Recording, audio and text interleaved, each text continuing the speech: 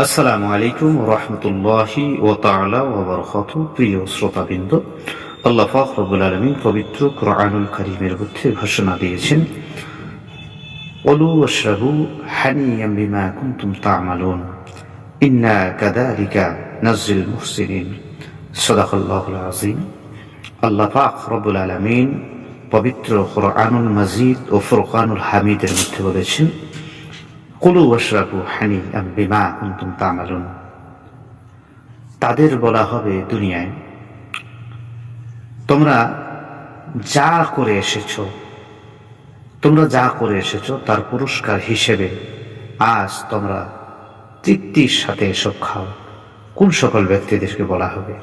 ইন্না কাযালিকা নাজজিল মুহসিনিন, অবশ্যই আমি ভালো মানুষদের এমনিভাবেই পুরস্কার দিয়ে থাকি।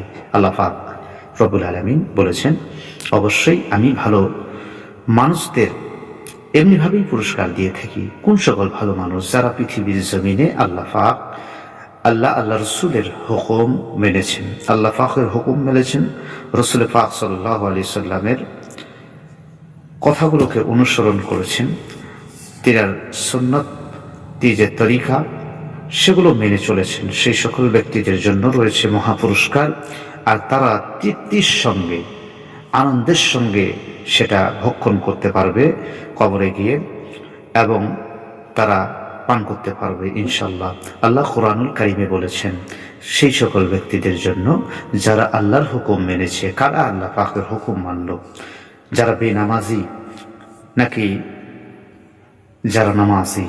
বেনামাজি অর্থাৎ যারা শুক্রবার দিনেও নামাজ পড়ে তারাও কিন্তু নামাজি, কিন্তু ওই সকল নামাজি যারা শুধু শুক্রবার নয়, যারা 5 ওয়াক্তের নামাজ পড়ে, যারা 5 ওয়াক্তের নামাজ সব সময় পড়তে থাকে, পড়ে